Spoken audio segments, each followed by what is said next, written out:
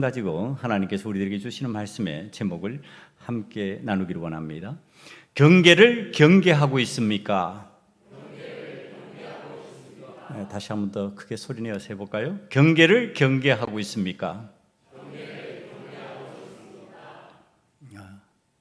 그냥 읽으면은 왜 같은 단어를 반복하고 있을까 그렇게 생각할 수 있는 제목입니다. 경계를 경계하고 있습니까? 이제 동음이의라고 하는데 이제 같은 소리지만 뜻이 다릅니다. 먼저 경계는요, 뭘 하냐면은 이 경계는 어떤 구역 등을 나누어서 이 경계를 기점으로 해서 여러 지역으로 나누어지는 것을 말합니다. 우리나라 같으면은 휴전선이 남북한의 경계라 이렇게 표현합니다. 그럼 뒤에 경계는요, 그 경계를 지키는 것을 뜻합니다. 그러니까 휴전선에 경계병들이 있죠. 그 경계를 침범하지 못하도록 지키는 것, 그것을 뜻합니다. 그래서 이 한문으로 쓰면은 달라요. 앞에는 영역을 표시하고 뒤에는 사람이 지키는 그런 행위를 뜻합니다. 이 경계를 경계하고 있는가? 신앙인들이 어떤 것을 경계로 여기고 있어야 되고 어떤 것을 경계해야 되는지, 어떤 것을 신앙의 영역을 표시하는 경계로 알아야 되고 그것을 함부로 넘나들면 안 되는지. 여러분, 휴전선 있는데 왔다 갔다 마음대로 합니까? 못 합니다. 마음대로 왔다 갔다 하는 게 아니고요. 그 경계를 넘나들 때는 무슨 특별한 약속이 있거나 이유가 있어야만 됩니다. 이걸 성경 말씀으로 들어가기 전에 이 경계를 경계한다고 하는 것을 갖다가 좀 잘 이해하기 위한 세상에서 일어난 일을 우리가 살펴볼 수 없을까 했을 때 다가온 것이 영월의 터널에서 일어난 역주행 사건입니다. 제가 이제 이걸 인용하기 위해 가지고 자료를 좀 자세히 살펴봤습니다. 그랬더니 이 7명의 사상자를 냈죠. 그러니까 쌍방에 역주행을 하던 차량의 운전자하고 진행해 나가던 차량하고 부딪혔는데 그 운전자는 둘 다 죽었습니다. 그리고 가족을 태우고 가던 그 차에 나머지 가족 5명은 중경상을 입었다고 그러는데 하여튼 그 집안이 이로 인하여서 아주 파탄이 나버린 상황입니다. 역주행자 때문에. 그러니까 역주행자가 이 터널에서 역주행하는 건 잘 일어날 수 없는 일이거든요. 아주 길이 다르기 때문에 대부분 나누어져 있잖아요. 터널을 운전하다가 보면은 하행선과 상행선이 따로 있습니다. 근데 어떻게 돌아가는지 이제 참 좀 의아한데 내용을 살펴보니까요. 이 역주행한 운전자가 해병대 부사관입니다. 그러니까 해병대 부사관이 친구들을 만났어요. 친구들을 만나가지고 친구들과 함께 술을 한잔한 겁니다. 술을 마신 거예요. 친구들이 이제 그걸 증언했어요. 술을 마셨는데 그 다음 어떻게 됐는지 모르겠다. 그러니까 음주운전한 겁니다. 음주운전하다 보니까 제대로 경계선을 판단하지 못해서 이 차가 다니는 길에는 경계를 넘나들지 못하도록 중앙선이 있잖아요. 중앙. 그래서 거기는 절대로 넘나들지 못하는 선으로 선 표시를 하고 있습니다. 황색 실선으로 표시를 해서 못 넘나들면 안 된다. 이게 넘나들면 죽는다. 그런 표시를 해놓은 겁니다. 그런데 술 취하면 이제 그게 잘 안 보이는 거죠. 판단이 안 되는 거죠. 그래서 역주행을 해서 4km를 달렸어요. 4km를 달리다가 이 카니발 차량하고 부딪힌 겁니다. 여러분, 여기에서 경계가 뭘까요? 중앙선이에요. 이건 넘으면 안 되는데 넘어버려서 반대 차선으로 넘어간 겁니다. 그 다음에 그 경계를 경계해야 되는 의식이 있어야 되는데 경계의식이 없는 거예요. 그러니까 자신이 음주운전을 한 사람이란 거, 음주운전하면 안 된다는 경계가 무너져 버린 겁니다. 그 경계하는 마음이 무너져 버린 겁니다. 이 가벼운 행동으로 인하여서 한 집안이 완전히 풍비박산이 나버린 상황입니다. 여러분, 신앙적으로 우리가 하나님 앞에서 이 경계를 경계하지 아니하면 일어날 수 있는 일이라고 하는 것을 세상의 사건을 통해서 우리들에게 알려주고 있는 내용입니다.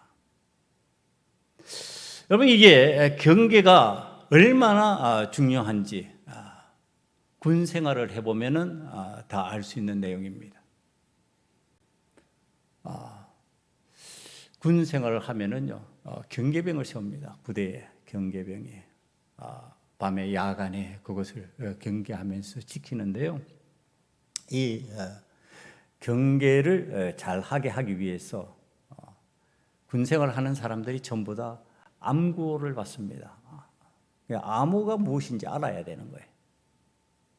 왜냐하면은 밤에 혹이나 적이 침투해 오거나 알지 못하는, 예기치 못하는 일이 발생했을 때 암호로 적군인지 아군인지 분별해야 되기 때문에. 이게 왜 중요하느냐 하면은 요즘같이 딥페이크라고 하는 그 이제 이 인공지능 기술이 극도로 이제 사람을 혼란스럽게 만들 수 있는 가능성이 많았습니다. 음성을 비슷하게 내고 얼굴을 비슷하게 만들어내 버리고, 그러니까 구별이 안 되는 거죠. 그러면은 뭘로 할 수 있느냐? 이제 암호를 알고 있으면은 경계를 제대로 할 수 있는 겁니다. 그 신앙적으로 하나님이 우리에게 경계를 정하게 하실 때 우리가 가져야 되는 게 암구호가 있어요. 자기만의 특유한 암구호. 하나님께서 나와 하나님 사이에서 혹이나 경계를 넘나들지라도 위기를 겪지 않고 죽지 아니하고 살 수 있도록 만들어 주신 구호가 있어요. 그게 다윗에게는 무엇이었을까요? 다윗의 암구는 뭐였을까요? 다윗도 경계를 넘나든 적이 있어요. 굉장히 위험했죠. 죽을 뻔했는데 살았어요. 죽지 않았어요. 왜 그랬을까? 암구호를 제대로 알고 있었던 겁니다. 그게 뭐냐? 왕이신 나의 하나님이에요. 하나님 앞에서 다윗은 항상 마음속에 기억하고 있던 거, 왕이신 나의 하나님. 하나님은 나의 왕이십니다. 그렇기 때문에 그 경계를 넘어갔다가 다시 들어오는 거예요. 경계 안으로. 살 수 있는 거죠. 왕일 때는 그랬어요? 목자일 때는 어떻게 했을까요? 목자이신 나의 하나님이에요. 여호와는 나의 목자시니. 이게 암구예요. 어머, 신앙적으로 우리들이 이 경계를 넘나드는 삶을 살아야 되는 상황이 되었을 때 내게 있어서 내 삶에서 나와 하나님 사이에 통할 수 있는 암구호가 있어야 돼요.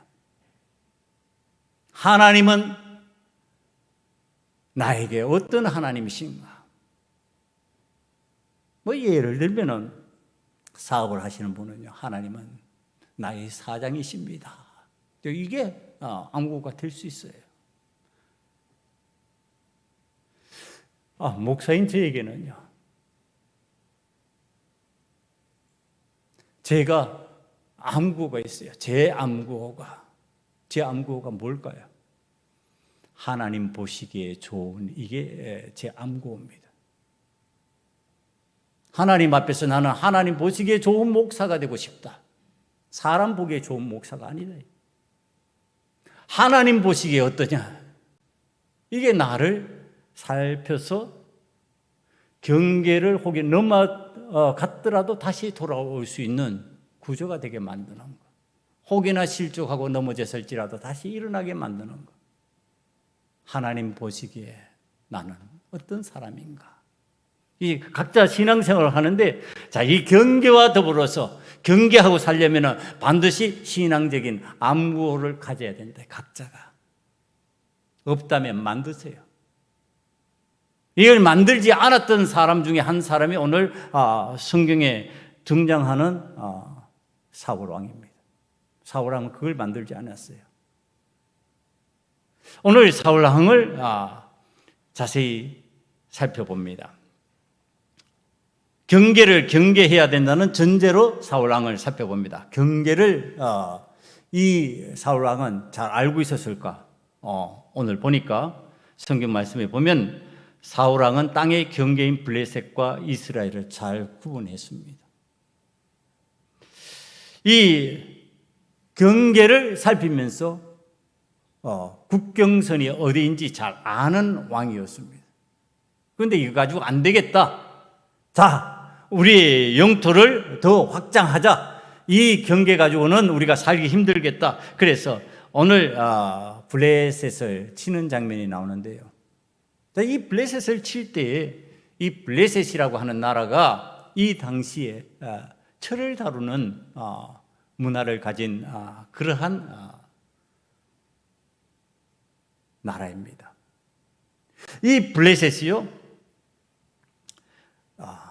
이 문명사회에서 철을 다루면서 강력한 군대를 지니고 있다고 성경이 표현해 주는데 5절 말씀을 한번 볼까요? 5절 말씀을 보면은 블레셋 사람들이 이스라엘과 싸우려고 모였는데 병거가 3만이요 마병이 6천 명이요 백성은 해변의 모래같이 많더라. 자, 이게 뭐냐 하면은 지금 그들이 병거와 마병을 소유하고 있는 많은 군사력을 가진 그러한 강력한 군대라는 표현을 하고 있습니다. 그럼 이스라엘은 어떤 상황이었느냐? 2절 말씀을 보면은요, 이스라엘은 3,000명의 군사예요. 2,000명은 사울왕이 거느리고 1,000명은 요나단한테 붙였습니다. 그럼 그들의 무기 상황은 어땠냐? 20절에서 22절로 넘어가면은 그 내용이 나옵니다. 온 이스라엘 사람들이 각기 보습이나 삽이나 도끼나 괭이를 버리려면 블레셋 사람들이 내려갔는데 곧 그들이 괭이나 삽이나 쇠서랑이나 도끼나 채찍질이 무질 때 그리하였으므로 싸우는 날에 사울과 요나단과 함께한 백성의 손에는 칼이나 창이 없고 오직 사울과 그의 아들 요나단에게만 있었더라. 그럼 백성의 손에 뭐 있었다는 얘기예요?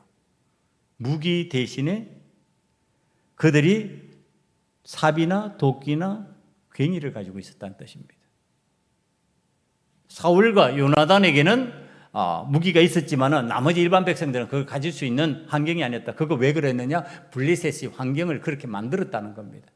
그러니까 자기들이 무기를 보유하고 무기를 이스라엘 사람들이 가지지 못하게 함으로써 감히 도전하지 못하는 상황이 되게 만들었어요. 그런데 지금 이런 군사력과 이런 무기 상황에도 불구하고 믿음의 아들 요나단이 블레셋 수비대를 치는 장면이 나옵니다.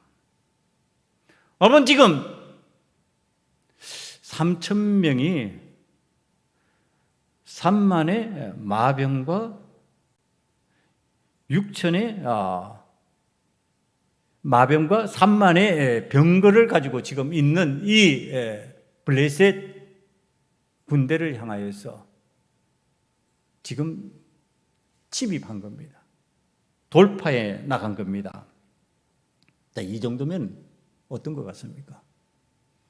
여러분, 지금 외형상 겉으로 보기에 지금 이 사울왕은 믿음의 왕이요, 하나님께서 함께 하셔야 된다는 것을 잘 아는 왕이라고 볼 수 있는 이 정황입니다. 이 내용이. 여러분, 그렇잖아요.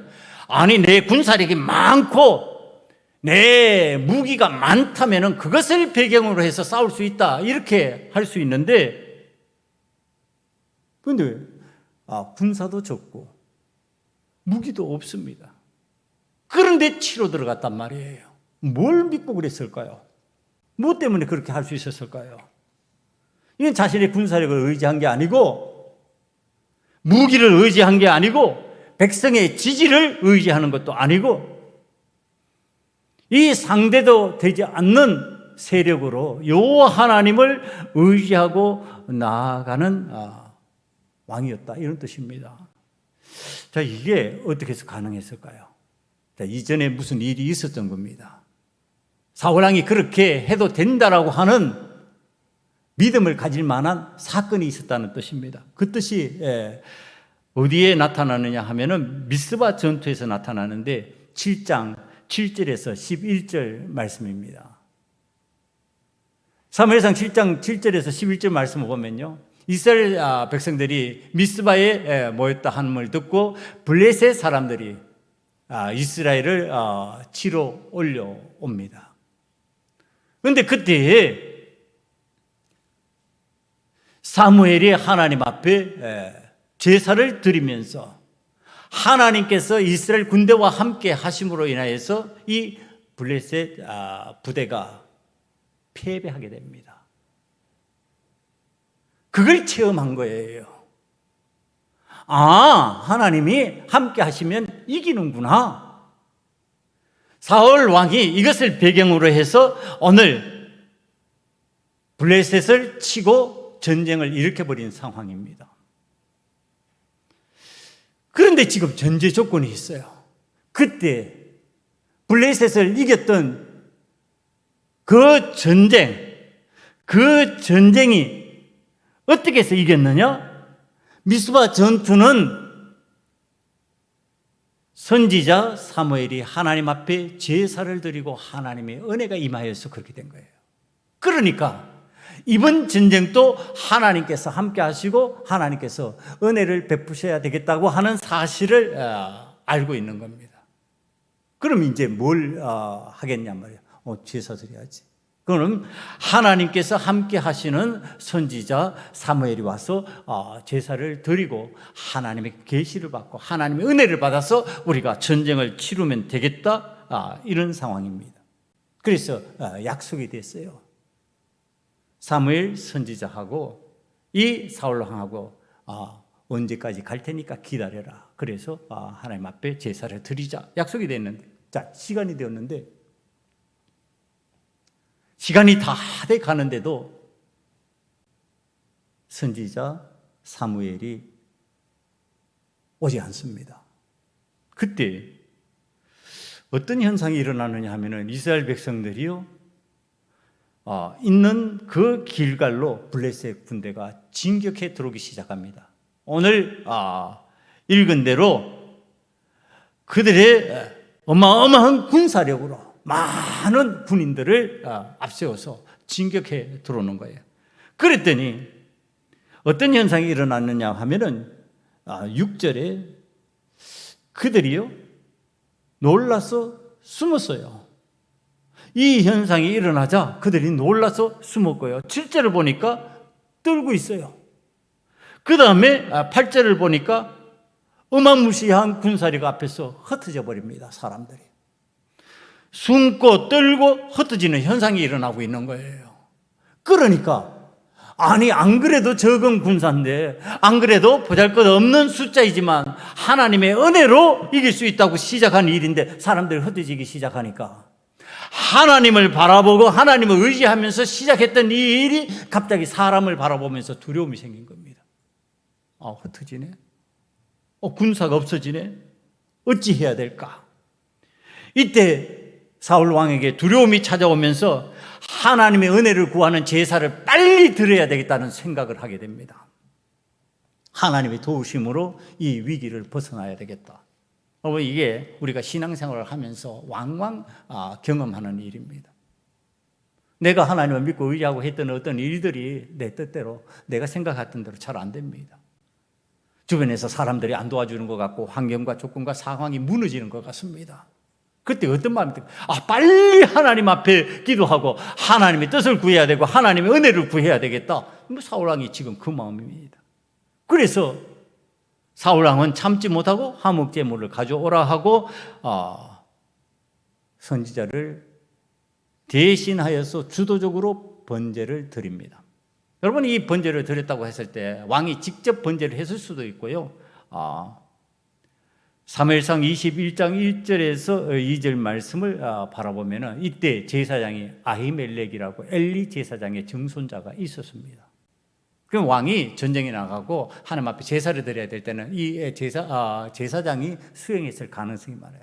그러니까 그 제사장을 세워가지고 하나님 앞에 제사를 드렸을 수도 있어요. 두 가지 경우가 다 되는데 하여튼 선지자 사무엘은 아니었어요. 그러니까 급하니까 지금 제사를 드리는데 내가 생각하는 방식대로, 내가 생각하는 편한 대로 지금 제사를 드려버리는 겁니다. 하나님께서 약속하시고 하나님께서 제사 드리게 만드신 사무엘이 아니고 다른 방법으로 주도적으로 제사를 드리는 상황이 지금 성경에 나타나는 내용입니다. 여러분, 이 백성이 원하고 하나님께서 세우신 왕이에요. 백성도 원했고 하나님께서 세웠으면 좋겠다 그러고 세우신 왕이니까 그 왕이 주도적으로 제사를 드리는데 무슨 문제가 있겠느냐. 여러분, 이제 이게 신앙적으로 우리들이 하나님 앞에서 주의해야 될 내용이라고 오늘 경계라고 하는 부분에 있어서 이게 이제 가르쳐 주는 거예요. 여러분, 우리가 하나님 앞에서 선택된 하나님의 백성이에요. 믿음 생활하는 사람이에요. 여러분, 우리가 하나님 앞에서 예수님의 십자가 사건으로 인하여서 지성소와 성소의 휘장이 무너지면서 우리는 만인이 하나님 앞에 나아갈 수 있는 제사장적 권위를 가졌다 이렇게 생각하고 은혜를 받은 사람들이라고 우리는 그렇게 알고 있어요. 그 경계가 무너졌다라고 하는 생각을 할 수가 있습니다. 그래서 나도 하나님 앞에서 예배를 드리면 되는 것이지, 내가 원하고 내가 기뻐하는 방법으로 하면 되는 것이지, 이런 생각을 하기가 쉽다는 얘기를 하는 겁니다. 여러분, 이제 이게 오늘 성경이 굉장히 주의해서 가르쳐주는 내용이에요. 아니, 백성이 원하고 하나님께서 원하셔서 세웠던 왕이라니까요. 그가 하나님을 싫어했던 그런 왕이 아니에요. 하나님의 은혜를 구하기 위해서 지금 제사를 집전해 나가는 주도적인 일을 하고 있어요. 이게 무슨 흠이 될까? 오늘 우리들이 신앙생활을 하면서 이 신앙인들이 내가 하나님 앞에 예배만 드리면 되는 거지 무슨 흠이 될까? 예배를 드리는데 그게 왜 하나님께서 안 되는 일처럼 말하고 있는 상황을 우리가 경험해야 될까? 여러분, 지금 이 사울 왕이 드린 제사를 향하여서 사무엘 선지자가 하나님 앞에서 말하는 것을 우리는 주의하여 들어야만 합니다. 그 내용이 무엇일까요? 하나님 앞에서 당신은 망령되이 하나님 앞에서 행했습니다. 제사 드렸는데요, 제사를 주도적으로 했는데 당신은 망령되이 제사를 드린 겁니다. 하나님의 명령에 불복종했습니다. 이게 무슨 뜻일까요? 하나님 명령을 불복종했다는 뜻은요, 당신은 하나님 앞에서 교만했습니다. 하나님 뜻을 거역한 사람입니다. 하나님께서 원치 않은 일을 했습니다. 지금 그 뜻이에요. 이게 무슨 오늘 본 뜻이냐 하면은요, 오늘 제목과 상관해가지고 하나님께서 정하신 경계를 무너뜨리는 일을 경계하지 않고 당신은 시행해 버렸습니다. 그 뜻이에요. 아니, 사울 왕이 주도적으로 하나님 앞에서 제사를 집례했다고 지금 이 일을 선지자 사무엘이 말하고 있는 겁니다. 왜 그랬을까요? 우리가 알아야 되는 것은 성경이 가르쳐 주는 내용은 제사를 아무나 드려도 된다가 아니고 선지자 사무엘이 제사해야 된다 이거예요. 하나님의 뜻이 거기에 있는 거예요.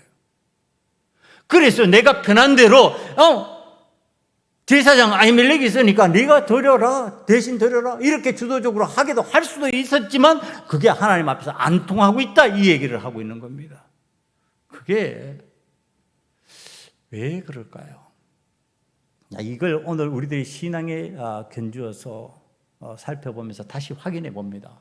여러분, 우리가 신앙생활 하면서요, 하나님께서 정해주신 경계가 있어요. 오늘 우리들이 신앙생활 하면서 제사와 같은 경계예요. 그게 뭘까요? 여러분, 십자가의 경계입니다. 우리가 십자가의 경계가 있는데 이 십자가의 경계는요, 내가 주인이 되고 내가 내 좋아하는 방식대로 하면 절대로 질 수 없는 게 십자가예요. 이 십자가는요, 하나님의 뜻대로 해야만 하나님 앞에서 그 말씀대로 복종하고 순종해 나가는 삶을 살 때에만 질 수 있는 내용이에요. 그러니까 이 십자가는 겸손의 십자가예요. 교만하면 못 지는 십자가예요. 내가 드러나면 질 수 없는 십자가예요. 이 십자가가 구원의 십자가, 하나님의 은혜의 십자가인데, 자, 이 십자가의 경계를 벗어나면 어떤 현상이 일어날까? 우리 이게 예수님의 제자를 통해서 잘 가르쳐 줍니다. 예수님의 제자, 우리가 잘 아는 제자 2명이 등장합니다.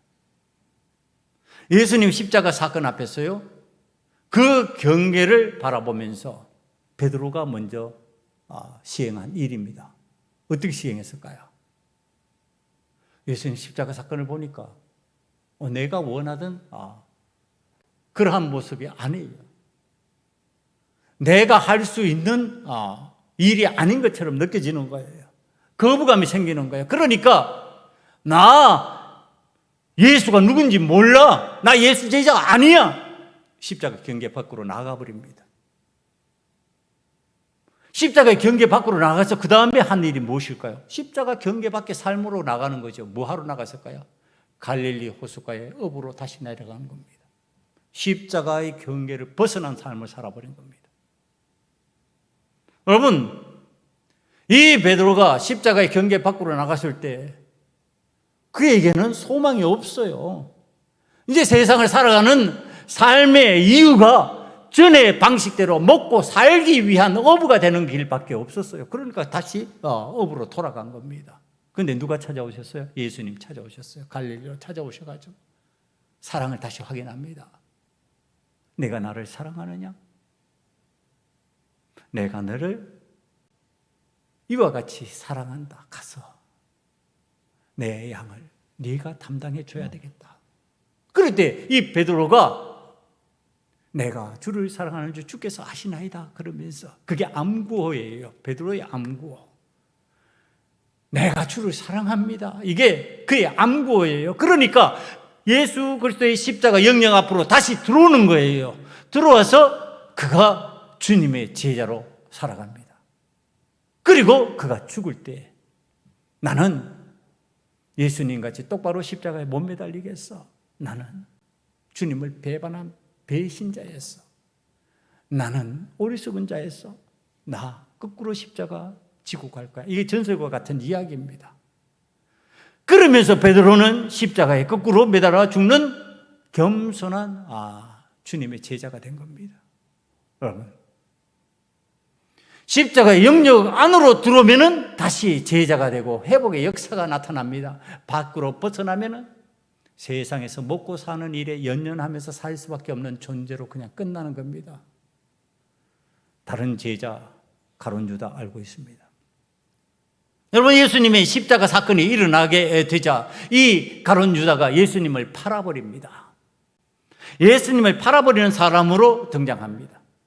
그리고 예수님을 팔아버리고 난 뒤에 그는 스스로 목매달아 죽어버립니다. 경계 안으로 들어올 기회가 없는 겁니다. 여러분, 이 경계 안으로 들어오지 못한 가룟 유다는 구원받지 못한, 구원의 은혜를 누리지 못하는 사람이 되는 거예요. 어떤 세상적 권위를 가지고 세상의 부귀를 갖는다 해도, 영광을 누리는 삶을 산다 할지라도 십자가의 경계를 무너뜨리고 십자가 안에 구원의 은혜를 누리기를 거부한다면 그 교만에는 구원이 없습니다. 여러분, 신앙의 경계는 구원과 관련된 것이고 하나님 보시기에 좋은 겸손한 삶 안에 머무는 영역을 말합니다. 그런데 지금 사울왕이 어떻다고요? 하나님 앞에서 교만한 거죠. 내가 하고 싶은 대로 하고 있는 거죠.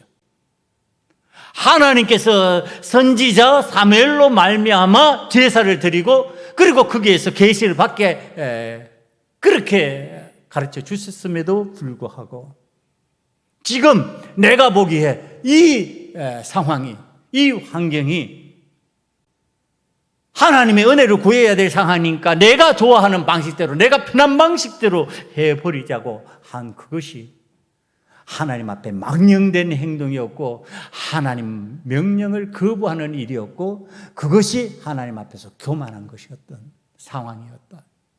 여러분, 하나님 앞에 교만한 사람이 취하는 행동이에요. 우리가 신앙생활을 하면서 유의해야 될 것. 하나님 앞에서 교만한 사람은요, 하나님 보시기에 좋은 일을 하지 않습니다. 하나님 앞에서 교만한 사람은 자기가 보기에 좋은 것을 자꾸 선택합니다. 내가 보기에 이게 괜찮은 것 같아. 이것이 옳은 것 같아. 이것이 맞는 것 같아. 그리고서 하나님께서 정해주신 경계를 무너뜨려 버리고 자기가 좋아하는 그것을 선택하는데, 여러분, 이 사울 왕에게 지금 그 모습이 나타났다고 가르쳐주고 있는 거예요. 이거 그 다음에 성경에서 확인할 수 있는 내용입니다.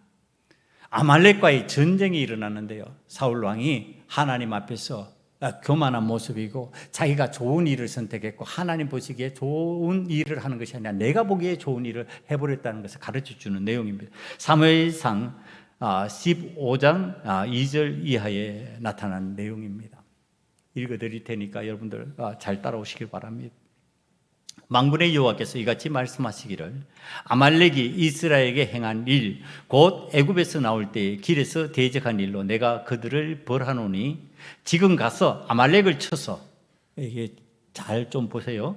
아말렉을 쳐서 그들의 모든 소유를 남기지 말고 진멸하되 남녀와 소아와 젖먹는 아이와 우양과 낙타와 나귀를 죽이라 하셨나이다 하니, 사울이 백성을 모집하고 그들을 들라임에서 세어보니 보병이 20만 명이요 유다 사람이 10,000명이라. 이제 군사력이 커졌습니다. 이제 나중에 지금 군사력이 커져서 아말렉을 치러 가는데 하나님께서 명령 내려서 다 진멸, 생명이 있는 것은 다 죽여버려요. 살리지 마라.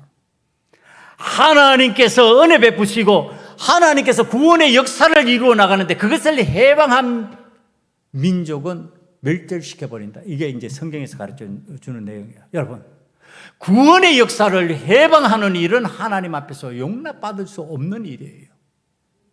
하나님의 구원의 역사 속에 도전하는 것은 우리들이 하나님 앞에 진멸당하는 일이에요. 이걸 신약에 봐서는요, 성령의 역사를 해방하지 말라, 이를 가르치십니다.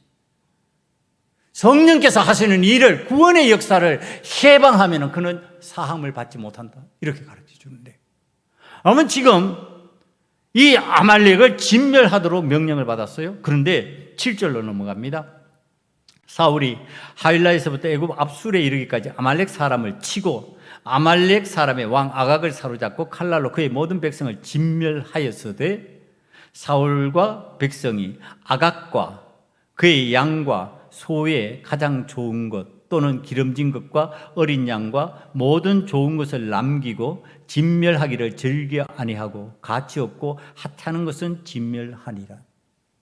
여러분, 성경이 가르쳐주는 내용이에요. 어떻게 했다고요?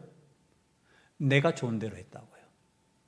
하나님께서 싹 진멸해 버리려고 했는데 내가 취사 선택한 거예요.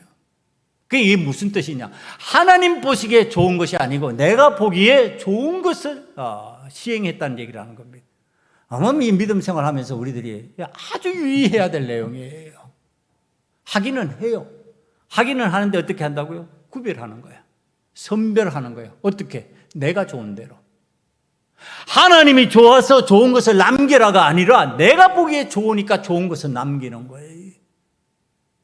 그리고 그 일을 하나님 앞에서 괜찮은 일로 생각하고 자랑스러운 일로 생각하는데 12절로 넘어갑니다.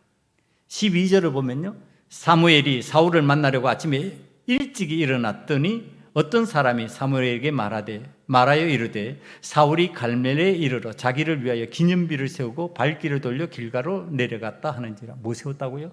기념비. 여러분, 기념비 자꾸 세우고 싶죠? 폼나잖아요. 그럴듯하잖아요. 아무튼 하나님이 교회에서 하지 말아야 될 일 중에 하나입니다. 자기를 위한 기념비예요. 자기 만족을 위한 기념비예요. 하나님의 뜻을 지행하고 하나님 기뻐하시는 것을 위해서 하는 것이 아니라 나를 기쁘게 하는 방식을 지금 택하고 있는 거죠. 그랬더니 19절에요. 사무엘이 말합니다. 어찌하여 왕이 여호와의 목소리를 청종하지 아니하고 탈취하기에만 급하여 여호와께서 악하게 여기시는 일을 행하였나이까? 여러분, 이게 하나님께서 악하게 여기는 일을 지금 시행하고 있는 사울 왕의 모습이에요. 이게 지금 오늘 13장에서 어떤 모습이에요? 내가 마음대로 내가 원하는 방식대로 제사 드리는 거예요. 여러분, 하나님 앞에서 예배를 내 마음대로 내가 원하는 방식대로 드리는 거, 이거 정말로 하지 말아야 될 일입니다. 내 편한 방식대로요. 이 한국교회에서 코로나19를 거치면서 아주 심각하게 일어나고 있는 일 중에 하나가 뭐냐 하면은 영상예배예요. 영상예배. 여러분, 이게 다 회복되어도 현장에 와서 예배를 드릴 수 있는데도요, 이제 그것에 익숙해진 사람들이 얼마나 많은지 몰라요. 영상 예배를 들으면서 집에서 편하게 예배 드려도 하나님은 받으시지. 하나님은 언제 그랬냐 말이에요. 여러분, 우리는 코로나19 중에서도요, 예배를 신 적 한 번도 없어요.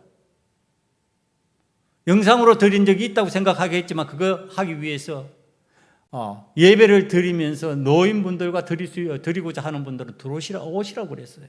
예배 드렸어요. 안 쉬었어요. 여러분, 교회가 지금 하나님 앞에서 이 일로 인하여서 우리가 영상 예배로 나라가 정하는 법을 따라서 합니다. 그러나 하나님 앞에 예배드리기 원하면 여기서 드려도 좋습니다. 그것과 내가 편하니까 하나님 앞에서 이 방식 택하겠습니다 하는 거하고는 천양지 차이예요. 하나님 앞에서 우리가 예배를 드리면서 내가 좋은 것은 구별하고 내가 편한 것은 구별하고 하나님 원하시는 것은 좀 힘드니까 안 하겠습니다. 여러분, 이것이 기준이 되기 시작하면요, 이게 경계를 무너뜨리는 거죠. 왕이 제사할 수 있고 왕이 주도적으로 제사를 이끌어 갈 수 있겠지요. 그건 누가 했어요?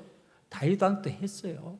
주도적으로 제사를 드리도록 환경 만들고 법궤 옮기고 막 합니다. 여러분, 그거 제사장이 원해서 한 게 아니고 다윗 왕이 원해서 법궤를 옮기는 겁니다. 그러다가 중간에서 우사가 소가 날뛰니까 그거 잡으려고, 법궤 잡으려고 하다가 죽는 일이 생겼어요. 그러니까 다윗이 멈춰섭니다. 이거 내가 하나님 뜻대로 하나님 기뻐하시는 방법으로 안 하고 있구나. 그럼 어떻게 했어요? 하나님 기뻐하시는 방법 뭘까? 이거 찾았다니까요. 왕이신 나의 하나님이 원하시는 게 뭘까? 나의 왕이신 하나님께서 나를 향해서 뜻하시는 것이 무엇일까? 그거 찾으니까 내가 이거 하나님의 말씀을 어겼구나. 법궤는 짐승이 옮기는 게 아닌데 블레셋이 해서 괜찮다고 해요. 우리도 했구나. 이거 하나님 앞에 회개하고 다시 이 레위 족속들이 벗개를 메고 옮기는 그러한 상황으로 전환시킵니다. 그리고 다윗이 거기에서 기뻐 춤추는 다윗의 모습이 나옵니다. 하나님 보시기에 좋은 모습인 거죠. 여러분, 오늘 우리들이 신앙생활을 하면서 하나님 앞에 벗개를 옮기는데 하나님께서 기뻐하시는 일 아니야? 우리 삶의 자리에 벗개를 끌어들이려고 하는 거, 내가 하나님을 아침 저녁으로 만나 뵙고 하나님 뜻대로 살겠다고 하는데 하나님 싫어할 일이 있어? 싫어하셔요. 어떤 방식으로 하면? 내가 기뻐하는 방식으로 하면, 내가 좋아서 내 편한 방식으로 하면 하나님 싫어하세요. 소에 태워서 옮기는 그 수레는요, 훨씬 좋은 것으로 하고 금으로 치장된 것으로 해도 하나님께서 안 받으셔요. 하나님의 명령은 뭐예요? 사람이 옮겨라 해요. 사람도 아무나 옮기는 것이 아니고 하나님께서 정해준 사람이 옮겨라 해요. 이 경계를 무너뜨려 버리면 하나님께서는 다윗 왕이라 해도 용서하지 않으시는 거예요. 하나님께서 사랑하시던 다윗 왕이었어요. 오늘 우리들이 신앙생활을 하면서 내 신앙의 경계를 도대체 어떻게 정하고 있냐 말이에요. 오늘 우리들 그리스도인이면은 그리스도인의 신앙의 경계는 십자가예요. 십자가의 경계가 선명히 있는데도 불구하고 십자가 없는 믿음 생활을 자꾸 하고 싶은 거예요. 십자가는 무엇을 의미해요? 고난과 환난을 의미해요. 다시 말하면 내가 그리스도인으로서 예수님과 함께 십자가 위에서 산다고 하는 것은 주님과 함께 고난당하고 환난이 와도 괜찮다예요. 그러면서 나머지가 덤으로 온다고 해서 그 덤이 다가 아니고 십자가 위에서 살아가는 삶이 경계예요. 거기에 부귀가 찾아오고 영화가 찾아온다고 그래가지고 십자가 밖으로 벗어나면 안 된다는 얘기를 하는 겁니다. 부귀와 영화를 누려도 어디서 누리라고요? 십자가 위에서 누리라고요. 십자가 위에서 못 누리면 안 누려야 되는 거예요. 십자가 위에서 누려지는 것이면 하나님의 은혜예요, 그게. 여러분, 그리스도인이라고 부귀 영화 없냔 말이에요. 있어요. 하나님께서 필요하시면 주시는 거예요. 그런데 우리는 십자가 없는 부귀 영화를 찾으니까 경계를 무너뜨리고, 그러면서 경계하지 않는 삶을 사니까 십자가 밖으로 넘어가 버리는 거예요. 그의 대표적인 사람이 누구예요? 솔로몬 왕이에요. 솔로몬 왕이 하나님께서 주신 은혜가 있었어요. 지혜가 있고 부귀 영화가 넘쳐서요. 그럼 그걸로 어떻게 해야 될까? 더욱 하나님을 믿고 의지하는 상황으로 가야 될 거 아니에요. 그런데 솔로몬 왕에게는 다윗 왕과 같은 암구가 없었어요. 왕이신 나의 하나님, 그 개념 없었어요. 내가 최고예요. 내가 하면 되는 거예요. 그러니까 수도 없는 후궁을 두고 수도 없는 신들을 끌어들이고 내가 좋아하는 대로 다 해버리는 거예요. 경계가 무너진 거예요. 경계가 무너진 그 솔로몬을 하나님께서는 용납하시지 않는 거예요. 오늘 우리들이 신앙생활 하면서 왜 자꾸 신앙적인 경계를 무너뜨리냐는 거예요. 하나님께서 정해주신 경계가 있는데 그 경계 안에서 하나님의 뜻을 찾아야 되고 하나님이 좋아하시는 방식대로 사는 겸손함이 있어야 되는데 그걸 겸손하다고 말하는 거예요. 하나님 보시기에 좋은 대로 사는 거예요. 사람 앞에서 예예예 그런다고 겸손한 게 아니고요. 하나님 보시기에 하나님께서 말씀하실 때 네 하고 머리 숙이는 것을 그것을 겸손이라고 그러는 거예요. 그게 하나님 보시기에 좋은 삶이에요. 여러분, 오늘 우리는 너무 쉽게 생각하는 게 예배만 드리면 되지. 뭐 어떤 예배 드렸는데요? 내가 좋은 예배, 내가 편한 예배, 내가 드리고 싶어서 드리는 예배, 그런 거 말하는 게 아니에요. 내가 불편해도, 내가 힘들어도 하나님께서 원하시는 예배를 드려야 되는 거예요. 그 예배자가 되어야지 하나님 앞에서 경계를 안 무너뜨리는 거예요. 내가 원하는 예배의 방식을 선택하게 되면요, 그 뒤에 그의 모습이 하나님 앞에서 교만한 모습으로 나타나는 거예요. 그것이 사울왕에는 뭐였다고요? 아말렉 전쟁에서 일어난 일이었다고요. 결국은 치사 선택하는 거예요. 좋은 것은 남겨, 나쁜 것은 죽여도 괜찮아. 그거 하나님의 명령이니까. 여러분, 오늘 우리들이 신앙생활하면서 정말 유의해야 될 거, 경계가 있다고 하는 사실. 하나님께서 원하시는 하나님의 법이, 하나님 뜻이 있다고 하는 사실을 잊으면 안 돼요. 여러분이 이제 경계 얘기하니까 이게 이제 신앙적으로 반발이 일어날 수 있는 내용이에요. 경계가 무너졌는데 그게 뭐냐면요, 예수님이 십자가 졌을 때 휘장이 찢어졌잖아요. 아래 이게 경계 무너졌다 그러는 거거든요. 성소와 지성소가 끊어졌어요. 그럼 뭐냐? 성소까지는 지금 일반인들이 출입할 수 있는 데고, 지성소는 제사장만 들어가는 데거든요. 그러니까 여기에 이제 경계가 무너졌으니까 만인 제사장설이 거기서 나오는 거예요. 다 우리는 하나님 앞에 제사 드렸으면 경계 무너졌잖아. 경계 무너졌다고 착각하지 마세요. 더 완전한 경계가 생긴 거예요. 그게 뭐예요? 십자가의 경계예요. 휘장이 무너지면서 뭐가 들어왔냐면 우리 삶에 십자가가 들어왔어요. 십자가가 들어오면서 십자가 밖으로 나가면 안 되는 거예요. 그리스도인들은 십자가 안에서 살아야 돼요. 십자가 안에서 예수님이 말씀하신 대로 예수님과 더불어서 살고 축복해야 되는 거예요. 그러니까 전에는 휘장으로 구별했다 그러면 이제는 십자가로 구분하고 있어요. 십자가 안의 사람은 그리스도인이고 십자가 밖의 사람은 비그리스도인이야, 그리스도인이 아니에요. 여러분, 이것이 우리들에게 어떤 경계가 되었냐면 더 완벽한 경계가 된 거예요. 더 어떻게 보면 힘든 경계가 되었을 수도 있어요. 여러분, 이 경계를 지키느라고 로마 시대에 그 처절한 피 흘림이 있었던 거예요. 여러분, 이 경계를 지키기 위해서 짐승의 먹이가 되고 짐승의 탈을 쓴 먹잇감이 되어버리고요, 불태워지는 고통 속에 던져질 때도 있었고, 여러분 그 모습이 너무 참혹해서 사람들이 고개를 돌려야 될 비참에 이르는 어린아이 그리스도인들까지 그런 곤욕, 치욕을 당했어요. 그런데 그들은 그 경계에서 벗어나지 않았어요. 그 경계 안에 머물렀어요. 여러분, 오늘 우리들이 살아가는 우리의 삶의 환경에서 십자가 위에서 살아간다고 하는 것이 그 로마 시대나 공산주의가 있어서 그 공산주의자들이 치열하게 목숨을 뺏어가던 그러한 상황 아니잖아요. 여러분, 그런데도 우리는 예수 그리스도의 십자가 안에 있는 것이 왜 그렇게 힘들다고 자꾸 말하고 있냔 말이에요.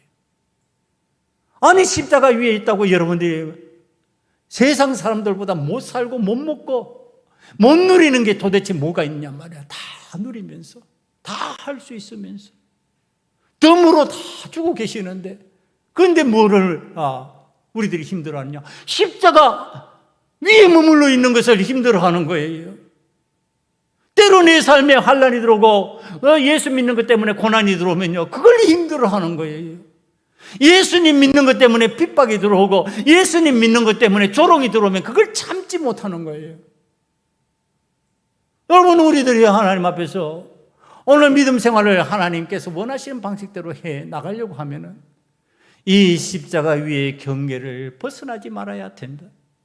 여러분, 여전히 예배는 드리는 것 같고 기도는 하는 것 같고 하나님의 자녀인 것 같은데 사울 왕과 같은 모습으로 경계를 무너뜨리기 시작하면은 십자가의 경계 밖으로 나가는 경우들이 허다해진다. 여러분, 얼마나 위험한 신앙생활을 하는지 우리들 자신이 스스로를 돌봐야 된다. 그러면 빨리 돌아오기 위해서 어떻게 해야 될까? 암구호를 가져야 된다. 하나님 앞에서 신앙적인 내 특유의 나에게 있어서 가장 소중한 하나님으로 내가 부를 수 있는 그 무엇, 그 암구호를 가져야 된다. 그래야지 위기의 순간에 하나님은 나에게 좋은 것을 원하시는 하나님이십니다. 그러면서 하나님 앞으로 돌아가는 거예요. 내가 좋아하는 것 선택하려고 그러다가 하나님 좋아하시는 것으로 선택하면서 마음이 다시 바뀌는 거예요. 생각이 바뀌는 거예요. 삶의 내용이 바뀌는 거예요. 그러면 다시 십자가 위에 머물게 돼 있어요. 사랑하는 성도 여러분, 오늘 신앙생활을 하면서 저와 여러분은 경계 안에 머물며 경계하는 자가 되기를 원합니다. 그러므로 인하여서 십자가 위에서 끝까지 주님과 함께 믿음으로 하나님의 영광을 체험할 수 있기를 간절히 축원합니다. 이 시간에 우리 함께 하나님 앞에 다 같이 결단하기를 원합니다. 우린 경계를 경계하며 겸손히 하나님의 은혜를 구하며 살겠습니다. 우리는 하나님의 은혜 안에 십자가의 경계 안에 머물며 사는 그리스도인이 되겠습니다. 이 시간에 하나님 앞에 우리는 구호를 지닌, 믿음의 구호를 지닌 자가 되기를 원합니다. 믿음의 안고를 우리들이 스스로 선택하게 만들어 주시옵소서. 이 시간에 다 같이 통성으로 기도드리겠습니다. 아버지 하나님, 우린 경계를 경계하며 겸손히 하나님의 은혜를 구하며 살겠습니다. 내가 왕이 아니라, 내가 결정권자가 아니라 하나님께서 왕이십니다. 하나님께서 결정권자이십니다. 아버지 하나님께서 정해주신 경계를 허물지 않는 겸손한 자가 되기를 원합니다. 하나님의 말씀에 순종하고 그 말씀을 따라서 살아가는 즐거움을 맛보는 자가 되기를 원합니다. 여호와 하나님, 하나님께서 은혜를 베풀어 주셔서 아버지 하나님의 믿음 안에서 끝까지 십자가 위에 머물게 도와주시옵소서.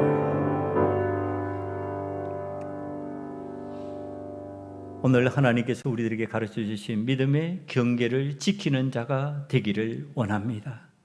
십자가 위에 머무는 그리스도인으로서 그 경계를 무너뜨리지 않게 만들어 주시고, 믿음의 경계를 잘 지킴으로 인하여서 하나님 보시기에 좋은 사람이 되기를 원합니다. 혹이나 우리의 믿음이 떨어져서 십자가의 경계를 벗어날 때 우리들의 암고를 기억나게 하시사, 아버지 하나님, 하나님 앞에서 나와 하나님 사이에 기억하고 있는 그 내용을 고백하며 돌아오는 은혜가 저희들에게 임하게 만들어 주시옵소서. 예수님 이름으로 감사하며 기도드리옵나이다. 아멘.